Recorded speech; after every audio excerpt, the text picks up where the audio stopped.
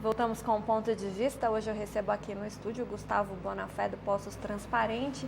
A gente se propôs a discutir um pouco do cenário da política brasileira e a gente percebeu o quanto é difícil a gente discutir isso. E a nossa conversa foi muito mais para o lado da questão das relações humanas, mas que está totalmente interligada, né, com a questão da política no nosso país. Eu ia trazer uma reportagem que não vai dar tempo, né, que ontem, né, após o anúncio do Lula no Ministério, como ministro da Casa Civil, muita gente saiu pelas ruas para manifestar, inclusive a Avenida Paulista, ela ficou lotada de gente, né? Inclusive o protesto durou até pela manhã e até a polícia pediu para que eles saíssem para desobstruir o trânsito, mas foi totalmente pacífico. E aí, antes da gente ler as participações, eu queria falar um pouco sobre essa questão também. Eu acho importante as pessoas estarem nas ruas manifestando, mas primeiro saibam o porquê e o que estão fazendo. Toda manifestação, na minha opinião, ela é justa, ela tem que acontecer. Acho legal o povo na rua, mas eu quero dizer também que provavelmente hoje aconteceria, não sei se vai acontecer mais, pelo menos aqui em Poços não vai acontecer, uma manifestação pró-Dilma, né? Organizada aí pelo diretório do partido aqui em Poços, e essas manifestações, elas iam acontecer no país inteiro. E eu acredito que a gente tem que respeitar essas manifestações também. Com certeza. Porque se a gente traz aqui do programa, do começo ao fim, falando de democracia e de respeitar a opinião do outro, nós temos também que aceitar as manifestações que vão contra aquilo que eu acredito. Porque, infelizmente, primeiro a gente sabe que tem pessoas que são cegas, tem outras pessoas que realmente acreditam e a gente precisa respeitar, né, todos esses olhares em relação à nossa política. Então, eu tinha um grande medo, né, quando eu soube que estava acontecendo aquele movimento na Avenida Paulista, de que os outros manifestantes entrassem ali também e que virasse toda aquela bagunça. Não medo das manifestações em si, mas dos ânimos exaltados, sim. Muitas vezes da falta de respeito com a opinião do outro, que é o que a gente está batendo tanto na tecla aqui. E acredito que todas elas são saudáveis, mas eu acredito que não dá para misturar muito, não, porque infelizmente a gente não tem maturidade, a gente vê, eu falo isso de uma maneira geral, né, uma população que não tem tanta maturidade para que ambos estejam protestando juntos ali sem criar uma grande confusão.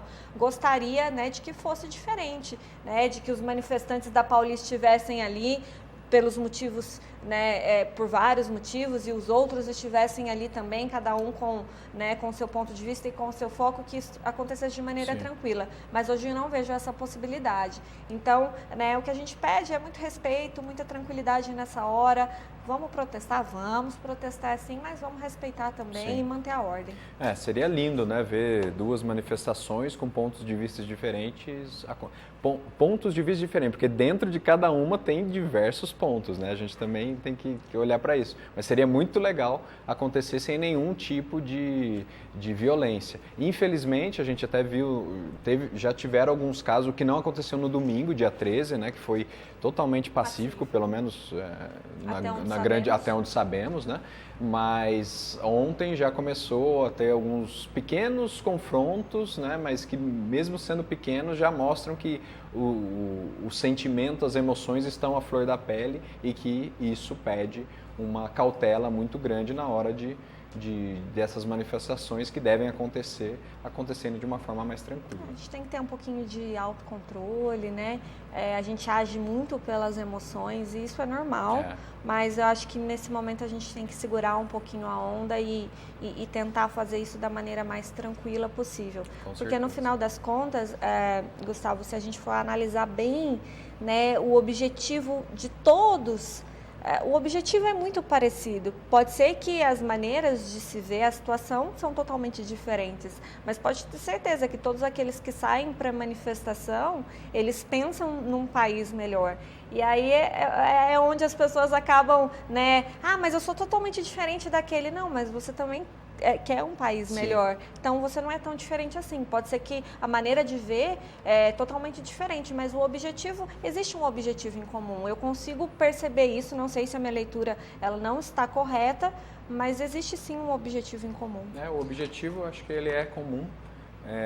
De novo, passa pela questão da crise humana, né? De maturidade humana para manter essas relações e para, às vezes, abrir esse diálogo em que, vamos entender, então, quais são os pontos realmente que você defende, que eu sou contra, quais são os meus argumentos, né? Então, e isso demanda inteligência, isso demanda tempo, porque não é com 140 caracteres que você vai elaborar um pensamento que vai revolucionar tudo, né? Você precisa de tempo para refletir sobre isso. Então, acho que o caminho é esse. A gente tem que ter mais tolerância e fazer mais esse exercício interno de, tá bom, deixa eu entender a fundo mesmo isso para poder ter um mínimo de diálogo saudável. Beleza, vamos para as participações. Gustavo, vou pedir para que você me ajude, né, a comentá-las. Uma participação anônima. Obrigado para vocês, né, para vocês também. Um ótimo final de semana. Isto é uma para duas coisas, como diz o ditado, matar 2 coelhos com uma só paulada, mas não deu certo. Ainda existem pessoas honestas e competentes. Este governo do PT não tem um pingo de respeito pelo povo brasileiro. No entanto, o seu Lula não se preocupou nem com a sua família. E se ele se safou, provavelmente a família deve não se safar, não vou usar a palavra aqui. Mas acredito, a gente tem esse ponto que a gente não comentou também. Ele pode até conseguir né, ter foro privilegiado, né, mas a família, né, nesse momento vai ficar um pouco protegida. Não sei se em algum momento ele pensou nisso ou se vai pensar, ou se uma pessoa que chega a esse nível, ela pensa, enfim, na família. É complicado. Eu estou pensando aqui, eu acho que eu vou usar a frase da Glória Pires no Oscar, né? Não sou capaz de opinar, porque espera acontecer para ver as provas, o que está envolvido mesmo. Mas se acontecer isso, seria bem triste também de abandonar o barco assim, mas e esse caso, não tem nada provado. Esse caso também, né, ele se aplica à questão do Eduardo Cunha, Sim. né? Ele pode até, né, conseguir ali não escapar. Eu tento ainda acreditar um pouco na justiça brasileira. É complicado, às vezes a gente fica, poxa, mas é tudo tão injusto, mas a gente também tem que ter um pouco de esperança. Tem, com certeza. Se a gente pensar, olha, o Lula entrou lá e agora ele, né, enfim, se safou, poxa, né, a gente está colocando total descrédito à justiça do nosso país. E por mais que existam motivos para a gente pensar assim, a gente tem que tentar, né, acreditar um pouquinho também. Também não posso dizer que eu tenho provas, enfim, foi o que você disse, né? A gente sabe que se isso acontecer vai ser muito triste, que é uma pessoa que coloca o poder à frente, inclusive, da família. Sim. Mas, enfim, vamos aguardar as provas e aguardar os próximos capítulos dessa novela mexicana, porque para mim está mais parecendo novela mexicana. Vamos lá para as outras participações. Temos a participação do Kleber, ele disse que esse Moro está praticando autotutela com suas próprias mãos. A escuta foi um crime, ele tem que ser exonerado. A gravação só foi colocada no que interessa para uma emissora do país. Esse juiz Moro está perseguindo um homem que ajudou a diminuir a pobreza no Brasil. Kleber, a gente quer deixar bem claro aqui, inclusive o Gustavo falou, a gente respeita o legado do Lula e do bom governo que ele fez no seu primeiro mandato e das coisas boas que ele fez para o país, mas isso também não justifica erros, enfim, é o que eu penso a respeito disso. Eu acho que também, assim, eu juridicamente não entendo, né? O Moro fez isso, não entendo, tem várias opiniões, juízes apoiando, juízes indo contra, mas a gente não pode ficar focado só nisso e esquecer o conteúdo, também tem um conteúdo para ser analisado.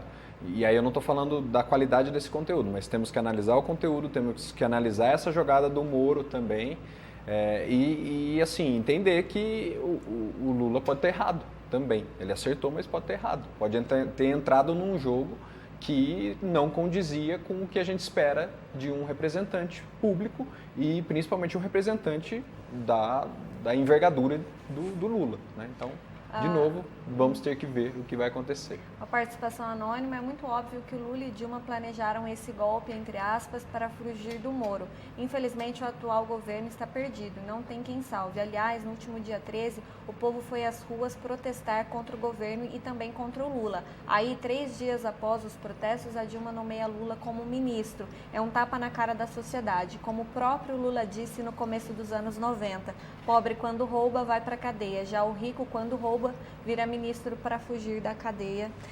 Essa fala aí ficou muito marcada e o pessoal não esquece, né? Não esquece e é o que acontece, o mundo dá voltas, então por isso que é importante toda vez que você for se posicionar publicamente ter o mínimo de discernimento para saber o que pode vir pela frente. Durou a minha vida inteira, eu nasci em 88, que foi quando surgiu essa frase. Eu em 89. Então... Então vamos lá, uma participação do João Vitor Adriano, que participa praticamente todos os dias com a gente. Mais uma vez, boa tarde, Natália. Se fosse para salvar o país da crise, ele não deixaria passar tanto tempo assim, foi o que eu citei no início do programa. O negócio dele é tentativa de salvar a própria pele, porque se ele pensasse no país, ele não seria um corrupto. O que ele tentou foi salvar sua pele mesmo, e isso na opinião, né, do João Vitor Adriano. Grande abraço a você, Natália, e também ao Gustavo Bonafé. Grande abraço para você, João Vitor, e na semana que vem continue participando com a gente. Obrigado pela participação, João. Eu vou correr um pouquinho com as participações agora, porque para variar, né, Gustavo, a gente fica com o tempo ali em cima, mas vamos lá, vou tentar ler todas.